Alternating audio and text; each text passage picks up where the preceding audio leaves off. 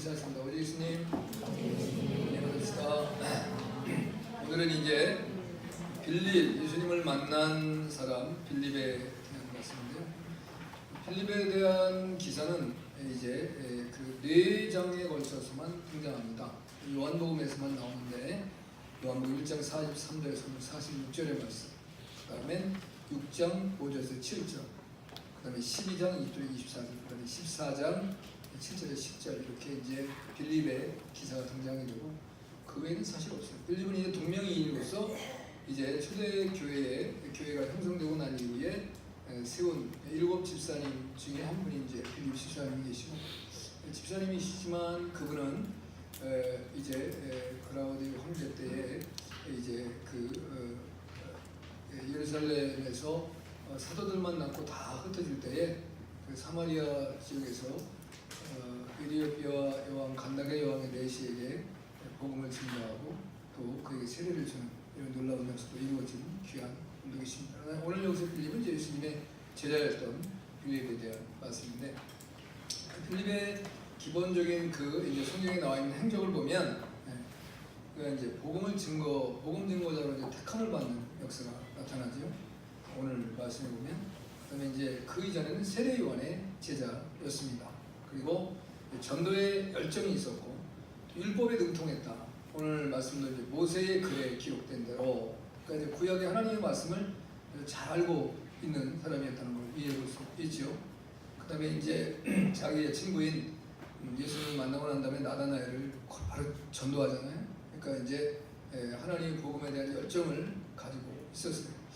근데 이제 그럼에도 불구하고 또한 나름대로는 그 이후에 한 11년 이후 지나 예수님을 만나고 나서 한 11년 정도가 지난 거라고 이제 성경적으로 이해를 할 수 있는데, 그리고 난 이후에는 이 그 빌립이 굉장히 비현실적인 삶을 살아가고 있는 모습을 볼 수가 있습니다. 이해타산이 빠른, 그리고 조심성이 많고 결단력이 이제 부족한, 그리고 이제 믿음은 부족하지만 영적으로는 늘 목말라 있었던 사람이고, 이제 여기에 이제 그 빌립의 최후에 대한 말씀이 굉장히 안 돼 있어요. 이제 성경에서 뭐 그 사람 한 사람 일대기를 얘기하려고 하는 것이 아니라 복음을 우리에게 주기 위한 말씀이기 때문에. 근데 이제 그의 이제 역사적인 문헌을 보면 소아시아에서 순교를 당했는데, 특별히 이분이 이제 전도한 지역은 그 갈라디아인들에게 복음을 많이 전했던 것 같습니다. 그래서 이제 그 불란서의 고올이라는 지역으로 갈라디아 사람들이 이제 그 고올이라고 이제 표현하는데, 그곳에 그 이주에 살 때 거기까지 가서 복음을 증거하다가 그 히에라볼리라고 하는 이제 라고디에키아 지역에 골로새 지역 그쪽 있던 지역인데요. 그곳에서 이제 기독교를 박해하는 자들에게 잡혀서 그 십자가에 순교를 당하는 죽음을 죽었다라고 하는 증언이 있습니다. 아무튼 이제 이 빌립이라고 하는 그 이름 자체는 분명히 아버지가 지었을 텐데, 이 빌립에는 두 가지 의미가 있습니다. 하나는 말을 사랑하는 자, 말 탁탁 달리는 말 있잖아요. 그 다음에 또 하나 이제 투쟁적인 이제 자다라는 의미가 있습니다. 투쟁. 근데 이제 이 그 빌립의 그 태어난 고향, 사는 고향이 어디냐면 벳세다예요. 벳세다는 갈릴리 호수 변에 있는 이제 그 오늘 본문에도 나와 있는 말씀이 나옵니다만은 빌립은 안드레와 베드로의 한 동네 사람. 그러니까 베드로와 안드레와 그 같은 마을에 살았습니다. 그래서 이 벳세다라는 그 의미가 무슨 의미냐면, 벳세다는 그 어부의 집 또는 이제 물고기의 집. 그러니까 이분들 쉽게 말하면 어촌이에요. 어촌에서 물고기를 잡아서 먹는, 그걸로 이제 생업을 팔고 먹기도 하고 이렇게 살아가는 삶을 살았기 때문에 첫째는 많은 사람들에게 무시를 당하고 사람들, 그러니까 쉽게 말하면 상처가 많은 이제 지역에 살고 있는 사람들이죠. 무시당하고. 그러니까 부모님의 입장에서는 야, 너 여기 뭐 도시 나가서, 말은 누가 타요? 왕이 타든지 군인들이 타요. 그러니까 너가 좀 이제 좀 군인이 되어서 좀 강력한 어떤 모습으로 좀 한번 어깨 피고 좀 살아봐라. 이런 이제 부모의 의도가 있었던 것 같아요. 성경에 그 말은 없어요. 제가 이제 이걸 묵상하면서 왜 이름을 이렇게 지었을까? 흔히 뭐 이제 물고기 잡아가지고 살아가는 지역에 대한 사람인데, 근데 이제 그런 부모의 의도가 있지 않을까. 자, 이제 대한민국에도 지금은 이제 대한민국 전역이 다 자녀들을 낳으면 아들, 딸 할 것 없이 다 대학을 기본적으로 보냅니다.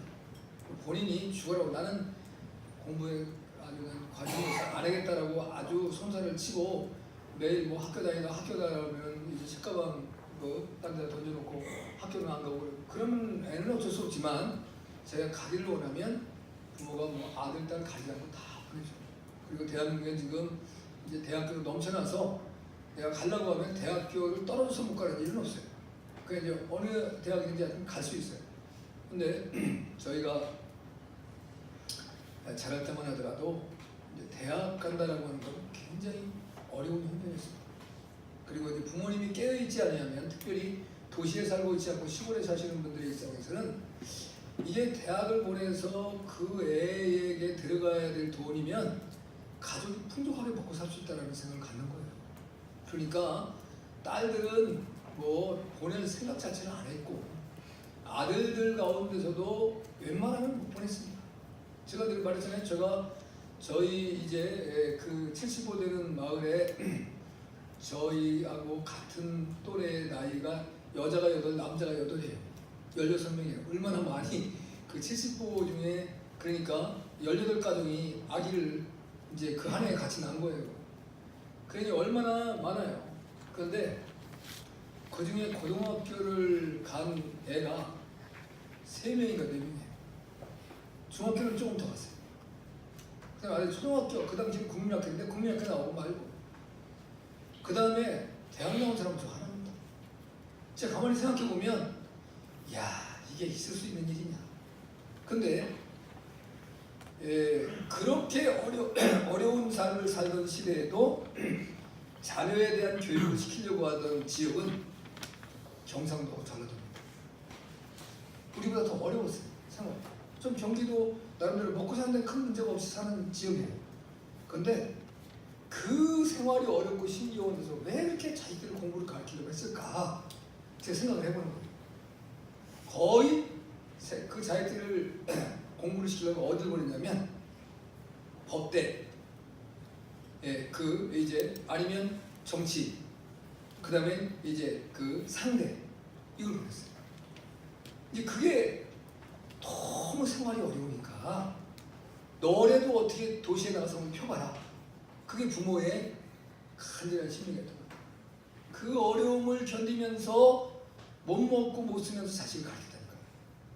그거 다 동일하잖아요. 환경이 비슷한데. 그래서 보면 이제 정치를 하는 정치인들도 보면 경상도하고 전라도 싸움이 상당히 많습니다. 그 다음에 법조계도 거의 그렇습니다. 경제계도 거의 그렇습니다. 이거는 이제 제가 이 빌립을 보면서 생각을 한 거예요. 아니, 이전에도 생각을 하고 있었지만 다시 한번 묵상을 생각하게 된 거예요. 그러니까 우리가 그냥 되는 대로 살면 되지, 여기선 역사가 안 일어난다. 처절한 생명의 투쟁이 필요하고, 신앙도 마찬가지입니다. 내가 예수 믿고 살아가니까 뭐 천국이야, 어떻게 하면 못 가겠어. 뭐로 가도 바로 가도 천국이야 가겠지. 이 생각하고 살아가면 그 신앙이 미미합니다. 이게 미지근하게 가지고 그 라오디게아 교회가 전혀 칭찬이 없는 이제 교회인데, 그 라오디게아 교회의 면모는 이 히아라볼리하고 락트로스는 찬물이 나오고 히아라볼리는 온천수가 있는 건데, 그게 만나서 이제 라오디게아로 물이 들어온다고 해요. 제가 가보지는 않았으니까 정확히 모르는데, 이제 그러니까 하나님께서 뭐냐면 차든지 덥든지 해라. 내가 차지도 않고 덥지도 않고.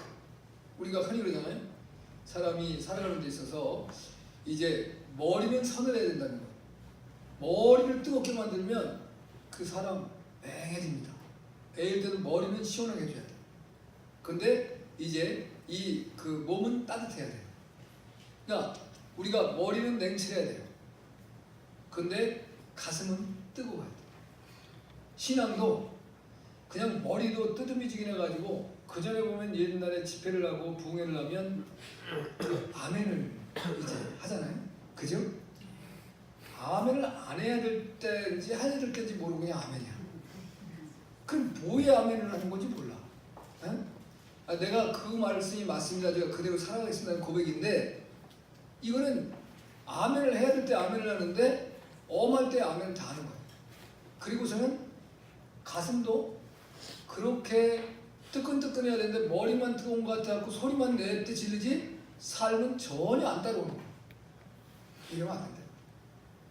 머리로서는 냉철하게 하나님의 말씀을 잘 깨달아 알고 그리고 내 가슴에는 뜨거운 열정이 생겨서 하나님의 말씀을 따라 살아갈 수 있는 사람이 돼요. 할렐루야. 그런 은혜가 넘쳐나야만 합니다. 자, 이제 오늘 그럼 빌립이라고 하는 이 사람이 어떤 환경 가운데 예수님을 만나는가? 첫째 보면 43절입니다. 함께 봤습니다. 시작. 이튿날 예수는 갈릴리로 나가려 하시다가 빌립을 만나 이르시되 나를 쫓으라 하시니. 이제 예수님께서 갈릴리로 가시다가 빌립을 만났어요. 갈릴리로 가려고 나가서 빌립을 만난 거예요. 그러니까 무엇을 하고 있었다 뭐다라고 하는 말은 자체는 없습니다. 어떻게 보면 이제 그런데 예수님께서 갈릴리로 가시려고 했을 때 무슨 뭐 밤에 가려고 했겠어요? 한낮에 가려고 했겠어요? 기본적으로는 이제 어떤 계획이 있으면 우리도 아침 일찍부터 계획을 세우고 일을 실행하잖아요. 그러면 이 빌립이라는 사람이 뭔지는 모르지만 부지런한 사람. 그러니까 이 사람은 그 이후의 삶을 보면 굉장히 헌신적인 삶을 사는 사람입니다. 안드레가 시몬 베드로를 주님께 데리고 온 다음 날이에요. 이제 이 날이. 근데 빌립은 안드레와 베드로와 한 동네 사람이니까 이제 베세다에서 이제 같이 살았는데 가버나움 동북쪽에 있는 이제 조그마한 어촌의 마을입니다. 근데 사실 그 어부들도 아침 일찍 나가야 좋은 생선을 구할 수 있고 또 이제 밤이 맞도록 고기를 잡고 아침 일찍 고기를 가지고 오는 거예요. 그러니까 빌립의 집에는 제가 볼 때는 배가 없는 어촌에 사는 사람이 아니었을까 싶어요. 그러니까 이제 야고보와 요한의 집에는 이제 배가 여러 척이 있어서 그 아버지가 나름대로 이제 쉽게 말하면 기업화된 지금으로 말하면 이제 상선을 몇 개 가지고 있는 또는 이제 고기잡이 몇 개를 갖고 있는 배에 갖고 있는 그러한 귀족의 이제 어부였고 이 빌립은 어촌에 살아도 배 한 척 없는 사람이 있어요. 그잖아요. 우리가 그전에 시골에 보면 농촌에 사는데 밭대기 논대기 한 평이 없어. 그래서 내가 왜 여기 사나 싶어요. 차라리 도시에 나가서 도시에서 뭐 직장을 다니든가 아니면 일용직 일을 하더라도 그 시골에서보다는 품삯이 더 나을 거 아니겠어요. 근데 거기 살더라고. 이제 모르겠어요. 이제 그거는 이제 두려움이 있을 수도 있고 또 아니면 이제 기거할 집의 문제가 있어서 이제 그 시골에 살 수도 있을지 모르는데 근데 시골에 살면은 밭이나 논이 있어야 될 거 아니에요. 그래야 농사를 짓고 사는 건데 거기서 남의 집 일이나 해주고 그 돈이나 받아가지고 살더라고. 나 마음이 너무 아프더라고. 그렇다고 뭐 내가 어른도 아닌데 우리 뭐 땅을 얼마큼 농사 짓고 사세요 할 수도 있는 것도 아니고. 그러니까 어촌에도 고기잡이 배 한 척이 없는 사람들이 살 수 있어요. 이제 그런 사람들은 부지런해야 되죠. 더 낫다는 사람들보다. 그래서 이제 생선을 이제 사다가 그걸 또 팔아서 살 수 있잖아요. 그렇죠? 이제 상인으로서의 어떤 역할을 감당할 수 있는데 그런 사람은 부지런해야 돼요. 아침 일찍 나가야 여러 배들이 왔을 때 신선하고 좋은 고기를 더 값싸게 구입해서 그거를 적당한 가격에 가지고 팔고 자기의 수입을 삼아 살아갈 수 있는 어떤 삶의 모습이 될 수 있지 않을까라는 생각을 가져볼 수 있죠. 그런데 나중에 이제 예수님을 만나고 난 다음에 베세다 들녘에서 나타난 사건을 보면 우리 흔히 오병이어의 사건이라는 말씀을 요한복음 6장 5절 7절에 말씀인데 예수님을 만난 후 이제 이런 사건들이 나타날 때 예수님은 빌립을 이제 돌아다보시며 이제 말씀하시기를 우리가 어디서 떡을 사서 이 사람들을 먹게 하느냐고 이미 물으세요. 빌립에게. 다른 사람 12제자가 있는데 다른 제자한테는 아무 말도 안 하고 베드로에게도 말하지 아니하고 요한에게도 말하지 아니하고 야고보에도 말하지 아니하고 또 이제 돈깨를 누가 맡았어요? 돈깨 가룟유다. 유다에게도 말하지 않고 이 사람들이 어떻게 떡을 사다가 어디서 떡을 사다 먹이겠느냐? 빌립에게 물어요. 그럼 빌립을 예수님이 유심히 관찰해 보고 있다는 것이죠.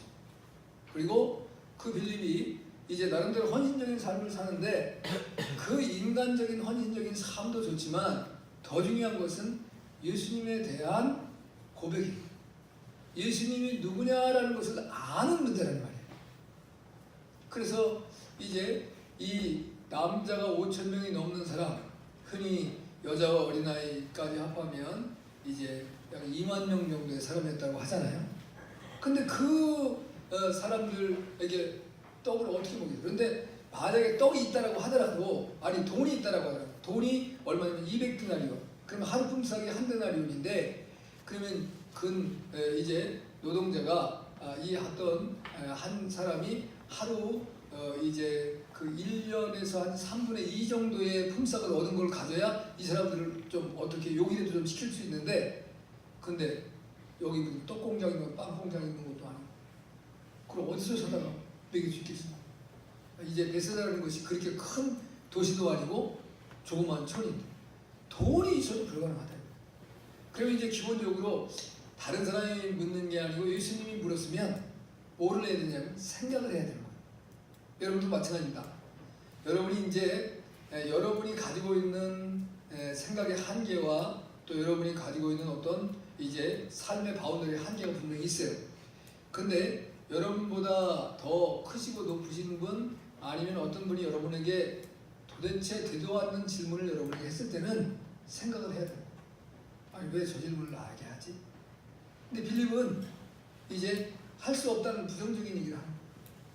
근데 이렇게 말을 했으면 더 좋았지 않을까 싶어요.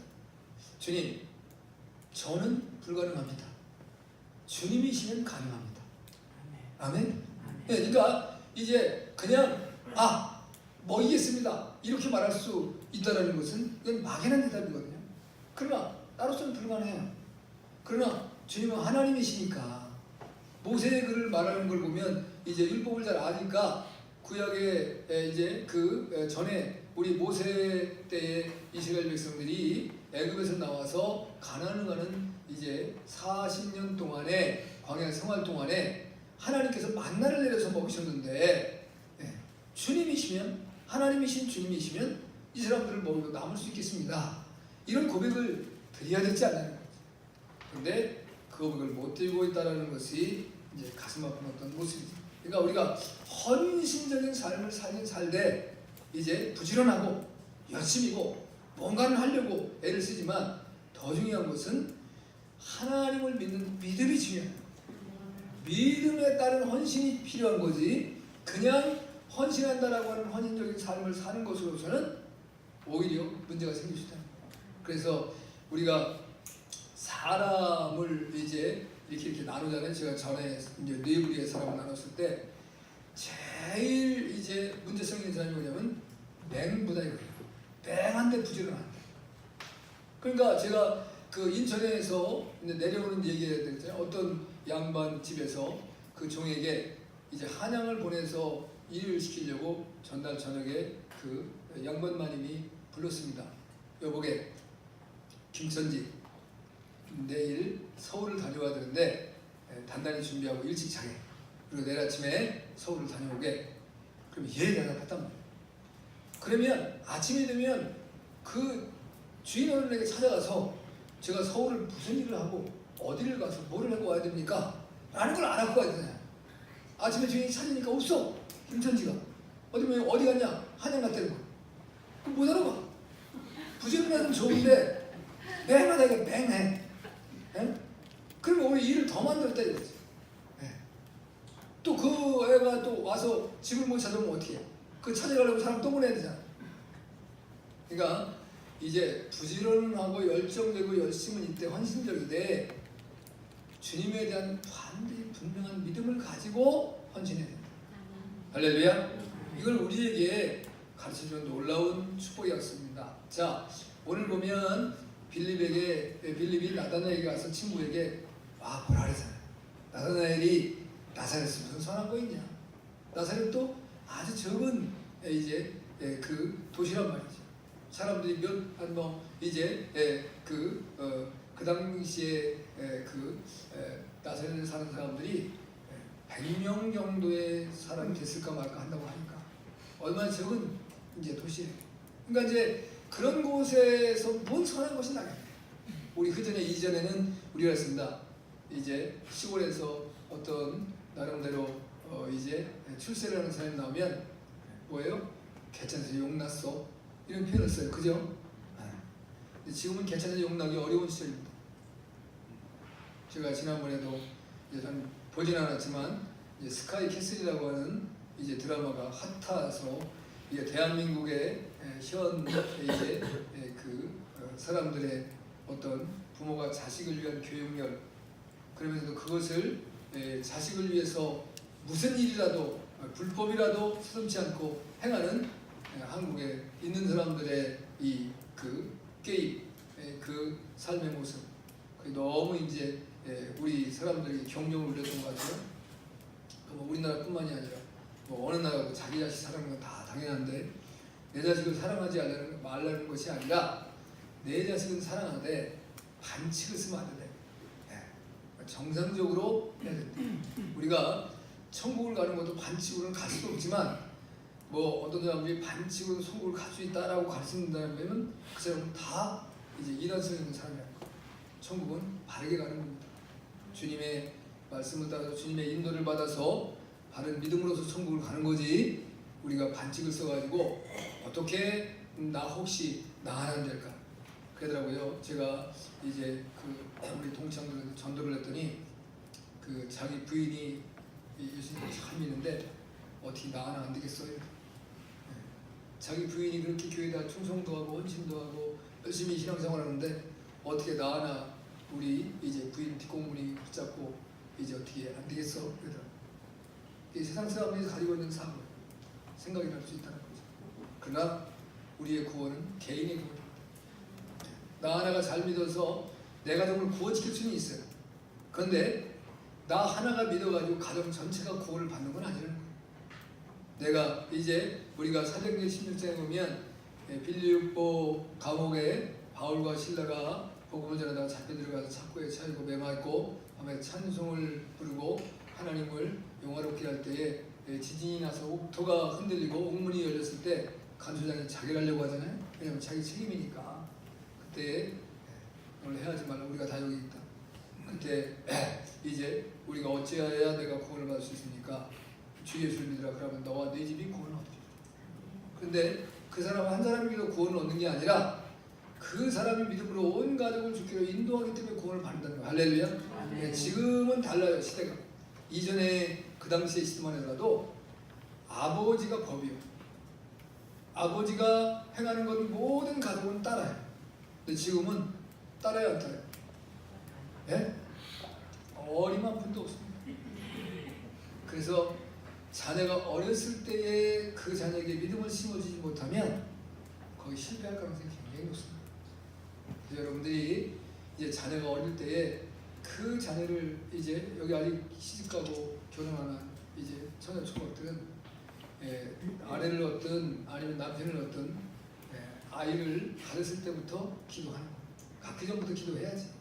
그래서 가지면 더 열심히 기도하고 또 찬송 부르고 성경을 읽고 그럼 아이가 못 들은 거 같지만 다 듣는다는 거 아니겠어요? 그래서 이제 유대인들은 이미 왔던 건데 우리 대한민국에도 유행하기 전에 태교라는 것을 말하기 시작했어요. 아기를 가졌는데 교육을 시킨다는 거예요. 뭐를 시켜야 되냐? 믿음의 교육을 시켜야 돼요. 할렐루야. 그래서 나중에 울고불고 이제 그럴 일이 없는 그런 복된 그러한 삶을 살아갈 수 있는 은혜가 있길 주님을 축복합니다. 이런 이제 빌립을 주님은 만나주셨어요. 그리고 나서 주님이 뭐라고 그러냐면 나를 쫓으라, 너를 따라오너라. 43절에 다시 한번 봤습니다. 시작. 이튿날 예수께서 갈릴리로 나가려 하시다가 빌립을 만나 이르시되 나를 쫓으라 하시니 주님을 따르게 됐다는 거예요. 빌립은 예수님이 나를 따르라고 했을 때 사실 뭐 빌립은 배도 없었기 때문에 여기서 보니까 뭐 부모님한테 살아계셨는지 안 살아계셨는지 정확히 알 수 없지만 부모님도 계시지 아니하고 자기 혼자 예수님을 만나고 난 이후에 따라갔으니까 홀가분하게 쫓았을 것 같아요. 그래서 이제 문제없이 주님을 바르게 따랐다라는 말씀을 주고 있습니다. 마태복음 16장 24절에서 25절을 보면 주님을 따를 사람들에 대한 조건을 제시합니다. 예수님이 나를 따라오려면 첫째는 자기 부정이 있어야 된다. 자기를 부인해라.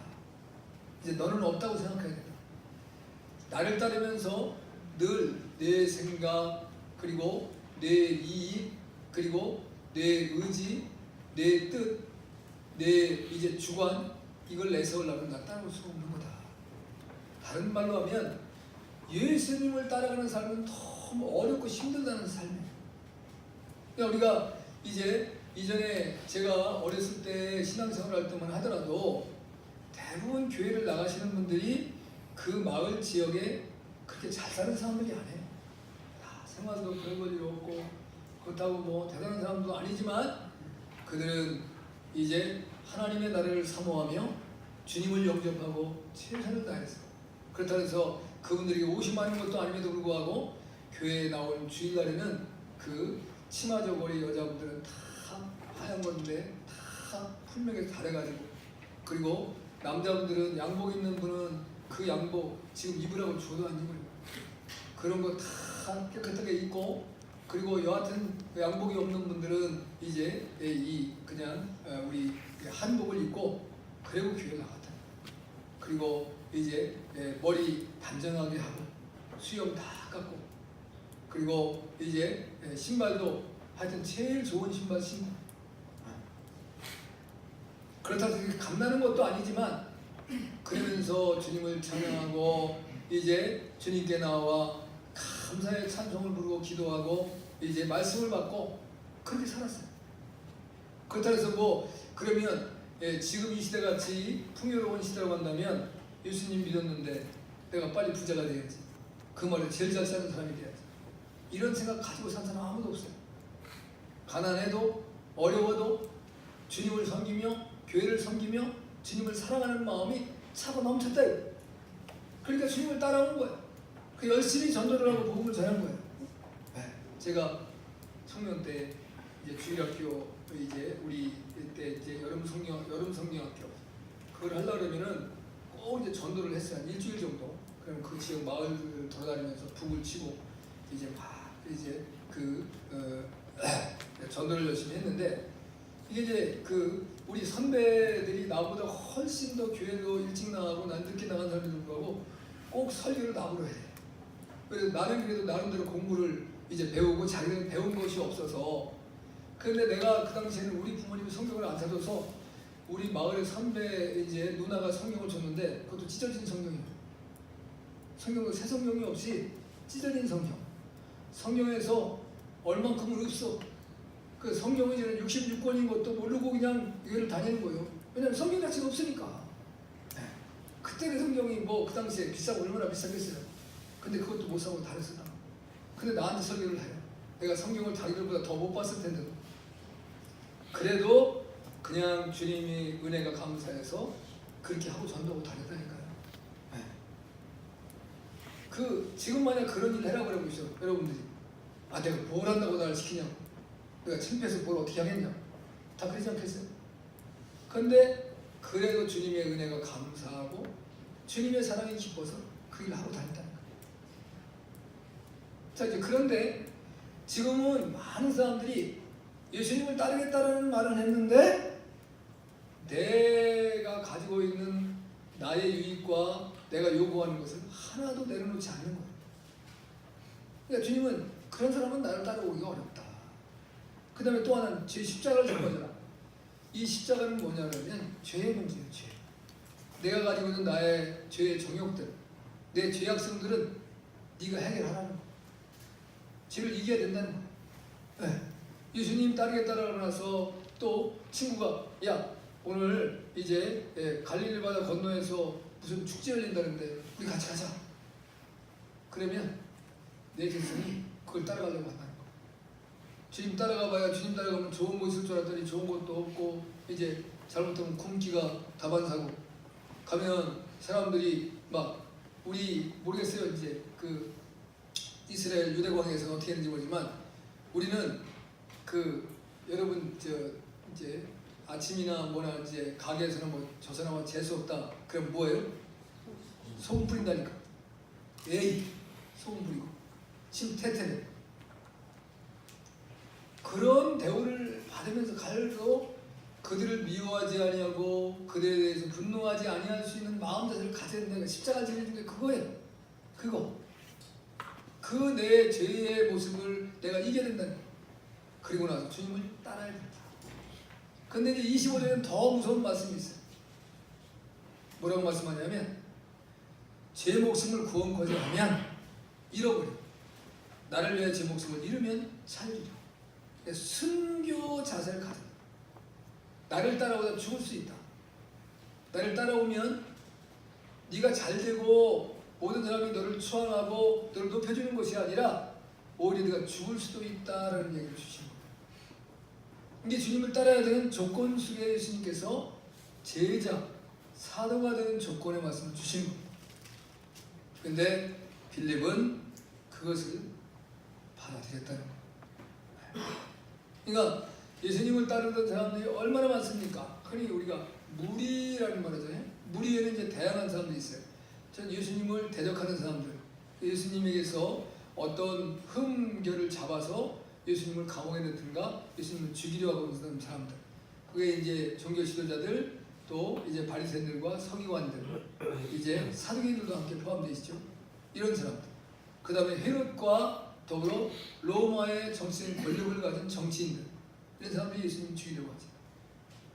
그리고 많은 무리들은 예수님 따라가서 무언가 얻으려고 하는 사람들. 저번에 가고 누군 병 고침 받았대, 누군 이제 먹는 문제 해결될 때 그걸 문제를 해결하려고 하는 사람들. 근데 그것이 자기의 요구 조건에 안 맞아 떨어지면 떠나가는 거예요. 그러나 이제 아무리 어려움이 다가오고 시련이 오고 내 삶에 이제 죽음의 환경이 돌아온다라고 할지라도 이제 하나님 대신 예수님을 따라가겠다라고 따르는 자들만이 제자예요. 그러한 삶을 살아가라고 하는 말씀을 주신 겁니다. 가이사랴 빌립보에서도 동일한 질문을 예수님이 하셨습니다. 그 주님은 우리를 동일한 방법으로 부르신다는 거예요. 사랑하는 아들아, 사랑하는 딸아, 나를 쫓아오겠느냐? 라고 부르시는 거예요. 아멘. 이 물음에 우리는 고백해야 된다 이거예요. 주님, 제가 주를 따르겠습니다.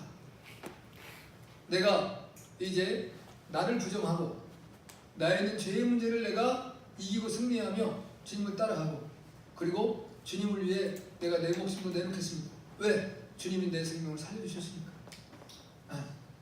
그 주님이 나를 살려주신 그 은혜와 그 값으로 내가 주님을 위해서 내 생명 바쳐 주님을 증거하고 주님의 영광을 드리겠습니다. 이런 고백이 있어야 된다는 거예요.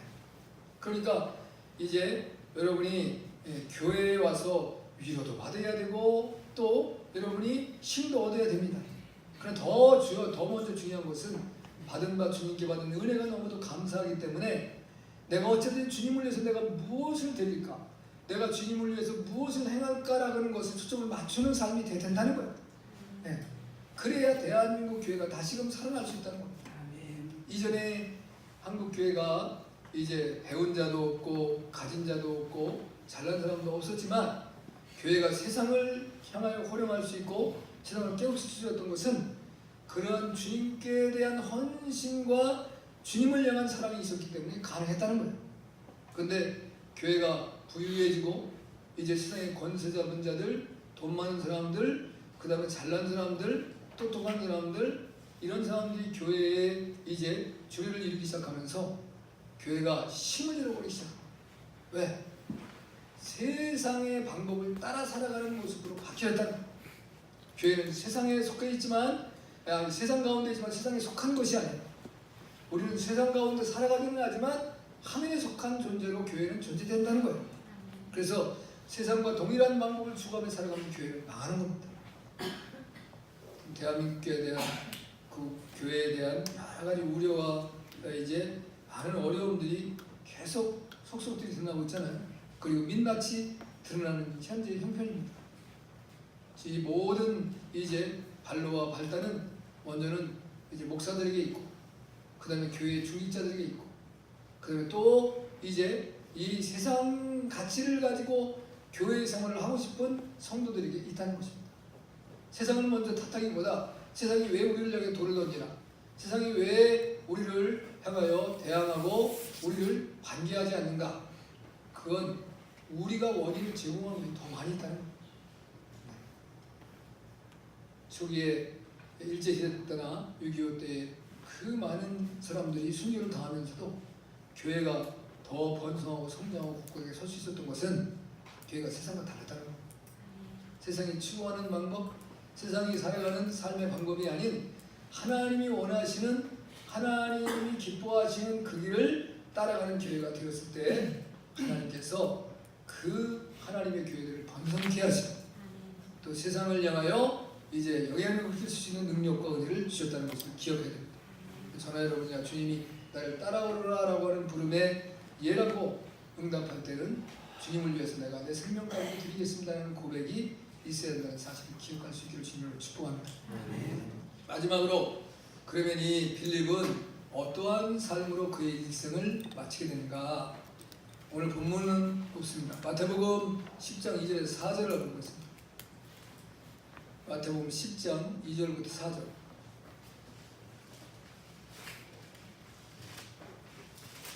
함께 왔습니다. 시작. 12사도의 이름은 이러하니 베드로라는 시몬을 비롯하여 그의 형제 안드레와 세베대의 아들 야고보와 그의 형제 요한과 빌립과 바돌로메와 도마와 수리마테 알페의 아들 다데오와 그 다음에 가나안인 시몬과 및 가룟 유다 곧 예수를 편지하여 12명의 이제 사도의 이름이 등장되는데 이제 빌립은 사도로 부름을 받고 사도의 삶을 살았습니다. 그러면 사도가 뭐냐라는 걸 알아야 되잖아요. 사도. 우리가 이제 12사도 많이 들으셨죠? 네, 12사도. 예수님에게 이제 원래 사도라는 것은 파견된 자, 사자라는 이제 의미를 가지고 있는 히브리어에서 유래한 것입니다. 이제 이 기독교에서 사도의 자격은 우선 성육신하셔서 이제 이 땅에 도성인신 인간의 몸을 입고 하나님이 오셔서 역사의 인물로 살아가신 예수 그리스도, 그 역사적 예수님을 만난 자야 돼요. 예수님을 만나지 못한 사람은 사도가 될 수 없습니다. 그 다음에 그의 가르침을 받은 사람이에요. 그러니까 그와 함께 생활을 했어야 된다 이거예요. 그래서 사도로 택함을 입었으면, 그러면 이제 이 택함을 받고 난 다음에 사도의 사명이 있어야 됩니다. 사도는 뭐 하는 자냐? 예수 그리스도가 하나님 되심을, 그리스도 되심을, 메시아 되심을, 우리의 구주가 되심을 증거하는 자가 되는 거예요. 증인의 삶을 사는 거예요. 이제 그런데 그 증인했을 때 크게 세 가지를 증거해야 됩니다. 첫째는 십자가를 증거해야 돼요. 십자가는 뭐냐면 우리를 죄에서 구원하시기 위한 그 구원을 위해서 우리 대신 생명을 바쳐주셔서 십자가에서 피 흘리고 그 피값으로 우리의 생명을 다시 샀다는 거예요. 그 은혜를 증거해야 된다. 우린 죄인인데 내가 구원받을 수 없는데 나는 사망의 죄로 죽을 수밖에 없는데 내 대신 누군가 죽어줘야 되는데 그걸 예수님이 하셨다는 거예요. 그 예수님을 전해야 되는 거예요. 나의 죄를 사해 주시고 나의 생명을 건져주시는 분이 이분이에요. 여러분의 죄의 문제, 당신이 지금 답답하고 괴로워하고 고통받는 모든 문제를 풀어주실 분도 예수님이시여라는 것을 전해줘야 돼요. 그런데 그분이 죽었음으로 끝나면 안 돼요. 예수님의 부활을 증거해야 돼요. 부활이 없으면 우리가 아직도 죄 가운데 있다라고 말합니다. 이게 고린도서 15장에서 주시는 말씀입니다. 부활은 너무 중요합니다. 주님의 부활이 있기 때문에 우리가 이 땅에서 한 번 죽습니다. 히브리서 9장 27절에서 말씀하기로 사람이 한 번 죽는 것은 정한 것이요 죽고 난 이후에는 심판이 있다. 그 심판은 구원을 받을 수 있는 것이냐 이제 지옥으로 멸망을 받을 것이냐라는 것에 대한 심판입니다. 심판은 이제 네가 옳으냐 그르냐를 판단해 주는 것이 심판이잖아요. 네. 그런 심판이 우리에게 주어져야 된다는 거예요. 그런데 우리는 다 부활합니다. 이제 하나님의 형상과 모양을 따라 지음받는 자는 타락한 자도 부활해요. 그래서 이제 그 요한복음 5장 28절 29절에 보면 그 의를 행한 자는 생명의 부활로 그 악을 저지른 자는 사망의 부활로 일어난다는 것을 볼 수 있어요. 그러니까 부활은 다 부활해요. 근데 이제 우리만 부활하는 것이 아니라 다 부활하는데 부활을 해서 하나님의 자녀로서의 부활을 얻느냐 그 다음에 마귀의 자녀로 부활을 얻느냐는 것이 하늘과 땅의 차이인 거예요. 할렐루야. 근데 예수 그리스도의 부활은 우리가 하나님의 자녀의 부활을 얻는 축복을 주시는 거예요. 그걸 증거해야 된다. 그 다음에는 그 주님이 다시 오신다. 이 세상을 심판하실 뿐만이 아니라 다스리시기 위해서. 그래서 천년왕국에 이제 그 통치자로서 주님이 오시고 그 우리를 그곳에서 주님과 더불어 살아갈 수 있는 은혜를 주시는 놀라운 그 주님이 예수님입니다. 이걸 증거하는 증인이 된다는 거예요. 그게 사도의 사명입니다. 여러분, 자 이제 주님은 빌립을 12사도 중 한 사람으로 택하셨는데 이제 사도부의 첫 번째 위기가 왔습니다. 그게 베세다에서 위기입니다. 그때 주님의 명령을 이제 빌립이 결국은 순종하는데 안드레가 이제 어린아이 하나를 데리고 오지요. 그리고 도시락 하나 있는 그래서 빌립과 함께 예수님께로 가서 이제 이제 적은 보리떡 5개와 물고기 2마리로 이 많은 사람을 어떻게 먹을 수 있습니까? 예수님께 안치게 하잖아요. 그러니까 이제 예수님의 눈치를 상당히 많이 받겠죠. 그 역사를 나타내는 모습을 봤습니다. 그 다음에 헬라 사람들이 와서 이제 말합니다. 예수님을 좀 만나게 해주시오. 그때 이제 요한복음 12장 이제 3절에서 32절까지 말씀인데 그 안드레와 빌립이 이 개종자를 주님께로 이제 인도해 주잖아요. 그때 주님이 그들이 나를 찾고 있으니 나를 만날 수 없다라는 말씀을 주고 싶습니다. 왜냐하면 주님의 가장 먼저의 첫 번째 조건은 뭐냐면 잃어버린 하나님의 거룩한 백성을 찾는 거예요. 그러니까 예수님도 유대인의 이제 땅에 유대 땅에 유대인으로 이 땅에 오셨습니다만 가장 먼저 구원하는 것은 하나님의 장자요 하나님의 택함을 입은 하나님의 성민인 이스라엘 백성을 구원하는 것이 첫 번입니다. 그래서 수리베니가 여인이 자기의 이제 귀신 들린 딸을 고쳐달라고 했을 때도 예수님께서 이제 자네의 떡을 개에게 던짐이 마땅치 아니하다는 말씀을 주셨어요. 그러나 그 여인의 이제 우문이 온다. 그 이제 올바른 믿음과 신앙을 보고 그에 따라 고쳐주시는 사건이 나타납니다. 간헐적으로 나타났지만 먼저는 유대인 구원이 먼저 있었다는 것입니다. 그리고 결국 그들이 나중에 끝까지 예수님을 십자가에 못 박고 이제 그들이 그 사실을 감당하지 못하기 때문에 구원의 은총이 우리 이방인들에게 돌아온 놀라운 축복을 얻게 되는 사실이죠. 하나님이 이방인이 구원받기 원하지 않은 것은 아니지만 그 사명을 유대인들이 해주기로 원한 것입니다. 유대인들이 구원받아서 온전히 구원받은 하나님의 거룩한 백성들이 이방인들에게 복음을 증거해서 구원받게 해주게 하는 그 사건을 이루려고 하셨던 사건입니다. 우리가 주님을 꼭 만나고 주님의 귀한 이제 그 사랑의 삶을 복된 삶을 살아가야 되는데 우리가 주님을 만나지 못할 분명한 이 이유가 있습니다. 이 헬라인들이 왜 주님을 만나지 못했을까? 주님은 이렇게 말씀하세요. 세상 사람들은 자기의 영광을 구한다는 거예요. 그런데 예수님은 하나님의 영광을 구한다는 거예요.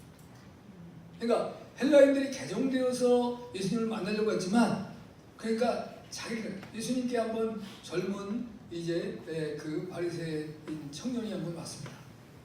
주님, 어떻게 해야 영생을 얻을 수 있습니까? 주님께서 계명을 지켜라. 그랬더니 계명을 구체적으로 말씀해 주십시오. 이게 얘기합니다. 그러니까 이제 이렇게 말하죠. 이제 내 부모를 공경하라. 살인하지 말라. 도둑질 말라. 간음하지 말라. 빼앗지 말라. 전 그 어려서부터 다 지켜왔습니다. 내가 보니 내가 부조하구나. 내 돈이 많구나. 내 재산을 팔아서 가난한 자들을 구제하고 나눠줘라. 그랬더니 이 사람이 어떻게 했다고 했어요? 그냥도 아니고 근심을 했는데 심히 근심을. 영생이 좋은 것 같은데 지금 눈에 안 보여. 근데 내가 가지고 이 재산을 지금 팔아주는 순간에 나의 위치가 너무 초라해 보일 것 같아. 사람들이 나를 우러러보지도 않을 것 같고, 그리고 내가 지금까지 목에다 힘도 좀 주고 떵떵거리고 대단하게 살아갔는데 아무도 나에게 그런 이제 내가 말을 해도 사람들이 피피 웃을 것이고 비웃을 것이고 얕잡아 볼 것이고, 그리고 나는 또 어떻게 살아가나, 그것에 대한 근심과 걱정이 많았었을 것 같아요. 얼마나 불쌍한 인생입니까? 영생을 얻으려 왔다가 영생 얻는 길을 분명히 주님이 제시해 줬는데 그 영생을 놓치고 만 사람. 그러나 예수님 또한 선한 사마리아인의 비유를 하잖아요. 사마리아도 이 이스라엘 백성들이, 이스라엘은 세 개로 나눠졌습니다. 제일 아래가 유대, 그 다음에 가운데가 사마리아, 제일 위에가 갈릴리 지역이에요. 근데 이 그 사마리아 지역에는 이제 옛날에 북왕국의 그 에브라임 지파가 차지하고 있던 곳인데, 그 이제 이 그 사마리아 지역은 그 북왕국의 당시의 수도란 말입니다. 그게 이제 아합 때에 이루어지는데, 그 이제 북왕국이 아스루라는 나라에서 이제 그 시리아에 그 멸망을 당하고 난 이후에 그 시리아가 무슨 정책을 쓰냐면 혼혈 정책을 씁니다. 왜냐하면 강력하게 세계를 지배하는 백성들에서 제일 고통스러운 건 뭐냐면, 내가 저 부족과 저 백성을 먹었는데 저들이 반란을 일으킨 게 골치 아픈 거예요. 그들을 탄압할 수는 있지만 그러면 나의 힘의 영향이 분산되기 때문에 전쟁에서 승전할 가능성이 굉장히 낮습니다. 그러니까 자기 민족성을 갖지 못하게 하도록 그 민족을 섞으려고 하는 거예요. 그 일본도 우리나라하고 내선 일체다 해가지고 이제 상시개명을 시키고 또 이제 단발령을 내리고 한국의 그 그림자를 싹 지우려고 하는 거예요. 왜? 그래야지만 이 대한민국이 독립이라는 것을 가지려고 안 하기 때문에. 그건 어느 나라나 동일한 거예요. 그러니까 이제 이 그 북한국 사람들이 너무 핍박과 박해가 심하고, 그 다음에는 이제 이스라엘 백성은 유대인들끼리만 결혼했잖아요. 근데 이방인들하고 결혼하고 나니까 아이 조건도 좋고 직장도 얻을 수 있고 살아가기가 편하니까 사람들이 그냥 편한 걸 따라가는 거예요. 그러니까 유대인들이 이제 사마리아 그 시리아에서 나중에 귀환한 사람들을 뭐 취급했냐면 개 취급합니다. 이방인보다 못하게 취급해요. 근데 이제 예수님께서는 그 지역을 들어가서 그들에게까지도 복음을 증가한다는 거예요. 자, 여러분이 이제 사람을 바라볼 때에 여러분의 관점, 내가 가지고 있는 생각으로 사람을 판단하기 시작하면 이 세상에 구원받아야 될 사람이 없어요. 내가 전도하고 싶은 사람이 없어요. 저 사람에게 전도를 하려고 했는데 보면 저 사람이 너무 교만해. 아니 넌 지옥이나 가라. 너무 교만하니까. 그 다음에 저 사람을 보니까 아이 돈이 많은데 전도를 하려고 했는데 돈이 많아가지고 돈 자랑만 하는 것이 꼴 보기 싫어. 나보다 돈도 많고. 그러면 그 사람도 너 돈 쓰다가 지옥 가라. 내가 내 개념으로 보면 저 사람은 뭐가 얻어서 안 되고 뭐가 얻어서 안 되고 될 만한 사람이 하나도 없어. 우리가 그런 시각으로 사람을 보지 말라는 거야. 내가 예수 그리스도를 믿기 전에 나도 죄인이었었다. 나도 죽을 수밖에 없는, 지옥 갈 수밖에 없는 죄인이었다는 것을 기억해야 돼. 그래서 예수님은 뭐라고 말해요? 하늘의 미랄이 떨어져 땅에서 썩어지면 그것이 싹이 나고 자라서 꽃이 피고 열매가 맺어 풍성한 결실을 얻지만 죽지 않고 살아있으면 하늘 그대로 땡그랑땡그랑하다. 어떤 그 이제 그 쿰란 지역에서 이제 목자가 이제 목동이 이제 그 성경을 이제 두루마리를 양을 잃어버려가지고 동물에다 돌 한 마리를 돌 하나 던졌다 땡그라고 쨍그랑 소리가 나가지고 아 여기 뭔가 있나보다 해서 그 이제 그 쿰란 사에 그 사본이 그때 발견되게 된 거 아니에요? 하나님 놀라운 역사는 그렇죠. 근데 그때 씨앗이 하나 많이 같이 발견됐다는 거잖아요. 씨앗. 그 당시에 이제 뭐 2000년이 지난 씨앗인데 그 씨앗을 심으면 어떤 싹이 나더라고요. 생명체는 무서워. 그러나 그게 심지 않고 그대로 있었기 때문에 그냥 하나를 그대로 먹는 거예요. 우리도 나 혼자 구원받았으니까 그러면 나 혼자인 거예요. 어떤 분이 비유를 그렇게 들더라고요. 천국이 사람이 적고 지옥이 많으면 지옥이 낫다는 거예요. 사람이 없던 외로운 곳에서 뭐라고 사냐? 같이 사람끼리 어울려 살아야 돼. 천국을 누가 채워야 돼요? 내가 채워야 된다. 내가. 아멘 안 하시? 그러니까 우리가 천국을 채워야 된다는 거예요. 여러분 교회도 여러분이 이제 우리 새벽 예배 적게 나오지만 적게 나올 때 그래도 안 나오면 나 혼자 나올 때도 있거든요. 그럼 많이 있어야 좋아요? 혼자 있으면 좋아요? 많이 있어야 좋잖아. 여러분 지금은 이제 경제적인 환경이나 사회적인 여러 가지 고충들 때문에 자녀를 잘 안 낳지만 이전에 참 생활도 어렵고 먹을 것이 없어도 가정에서 자녀들이 많이 쌓았고 웃음소리가 끝나지 아니하고 오손도손 소리가 나면 얼마나 아름답고 그것이 보기 좋습니까? 근데 아무리 이제 잘 사는 사람도 그 기다리 아저씨처럼 혼자 부유해가지고 이제 애들이 뛰어노는 거 그거 보기 싫어가지고 담을 자기 바닥에서 뛰어놀지 못하게 담을 높이 쌓았더니 나중에는 완전 절간같이 되어버린 거 아니에요? 그 나중에 담을 허물고 나니까 애들도 뛰어놀고 동물들도 뛰어놀고 새들도 들어가고 함께 있을 때 행복합니다. 할렐루야.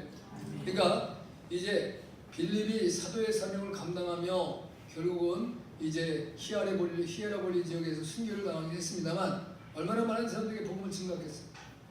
그래서 하나님의 교회는 지금 이 세계의 약 3분의 1 정도가 예수 그리스도를 믿을 수 있는 놀라운 축복을 이루는 은혜를 주신 겁니다. 그러니까 한 사람의 수고와 땀 흘림과 애씀이 결국 역사를 이루어 나간다는 겁니다. 우리 교회도 마찬가지입니다. 날마다 하나님 교회를 부흥하게 해주세요. 열심히 기도해야 되지만 또한 우리 열심히 전해야 되죠.